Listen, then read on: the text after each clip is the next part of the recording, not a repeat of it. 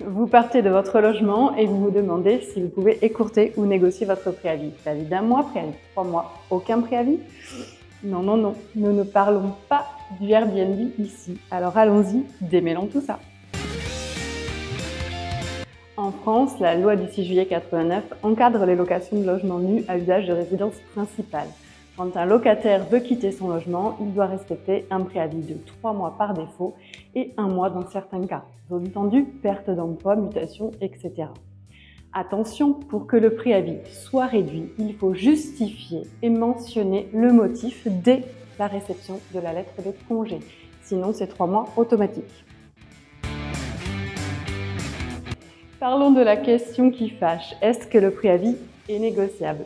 Oui, mais uniquement d'un commun accord. Si le propriétaire est d'accord pour un départ anticipé, vous pouvez partir plus tôt, mais il faut que ce soit clairement écrit et signé par les deux parties. Exemple, Madame, Monsieur, je vous autorise à quitter les lieux à telle date, ce qui met fin au préavis et au paiement des loyers et charges à partir de cette date. Sans accord écrit, le locataire reste redevable du loyer jusqu'au terme du préavis légal, même s'il est déjà parti.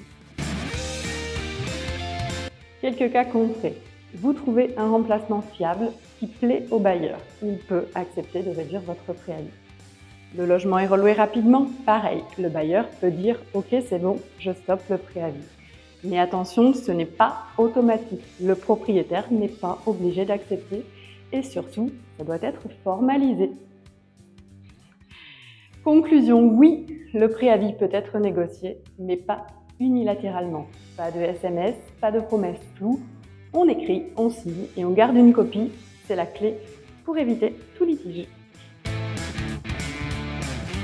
Dernier petit conseil, choisissez notre gestion pour votre bien, surtout si vous voulez éviter les galères de préavis qui traînent pendant 3 mois.